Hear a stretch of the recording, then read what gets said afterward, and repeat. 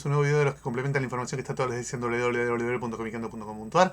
Yo le quiero dedicar este video a un tipo que hizo algo muy raro, que no se suele hacer, que es consagrarse primero como cineasta, como director de cine, primero independiente, después trabajando para los grandes estudios de Hollywood, y después, ya consagrado en el mundo del cine, venir a probar suerte al mundo de la historieta como guionista, escribiendo los personajes no los más populares, sino los que a él más le gustaban. Me refiero al maestro Kevin Smith.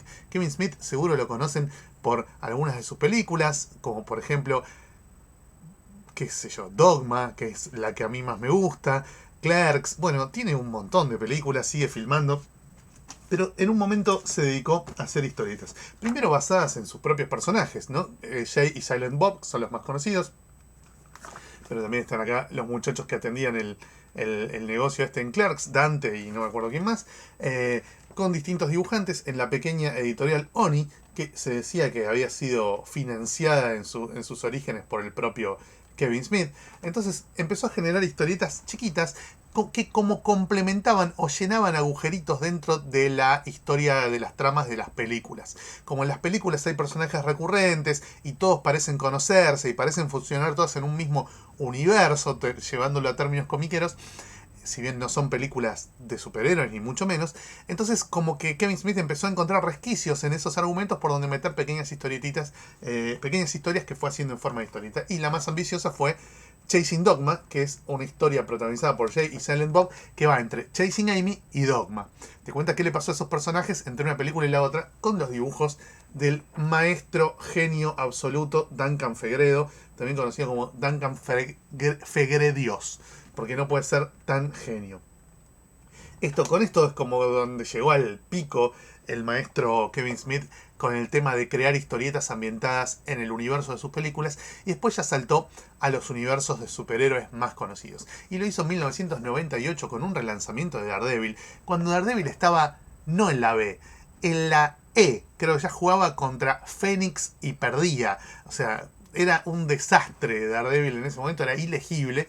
Y vino Kevin Smith, formó equipo con Joe Quesada, que en ese momento estaba lanzando la línea de los Marvel Knights, y crearon una saga de 8 capítulos nada más, donde reformulan algunas cosas del personaje y lo lanzan en una nueva dirección muy asombrosa. Por supuesto muy basado en el impacto que generan los dibujos de Quesada, que es un dibujante muy muy impactante.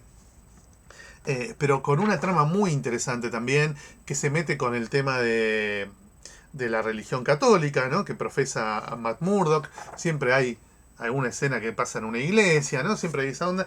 Pero además también hay un villano clásico de Spider-Man, hay un desarrollo importante para un personaje secundario de mucha larga data en las series de Daredevil. La verdad que es una historieta en la que no se guarda nada Kevin Smith, contada a todo un ritmo pachorro, tranquilo, pero muy muy buena, muy interesante, muy divertida, con algunos diálogos muy graciosos, otros muy profundos, muy parecido al espíritu de las películas de él, ¿no?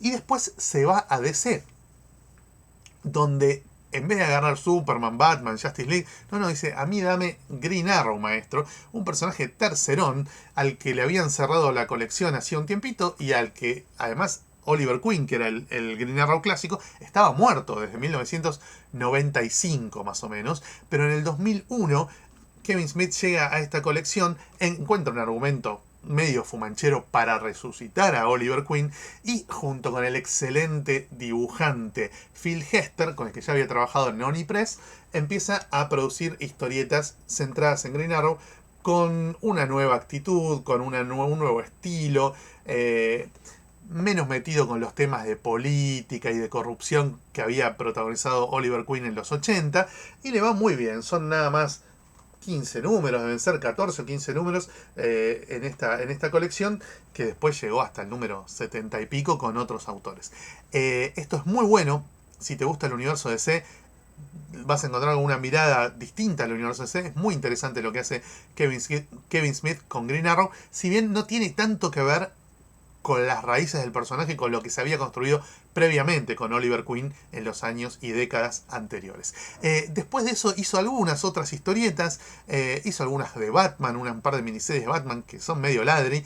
Estuvo también escribiendo historietas de Green Hornet, del Avispón Verde, como se conocía en Latinoamérica en los 60 y 70, y después algunas cositas menores, pero siempre vinculado a justicieros enmascarados. No volvió a hacer historietas en ese palo de comedia independiente yankee como había hecho a fines de los 90 con los personajes que había creado para el cine.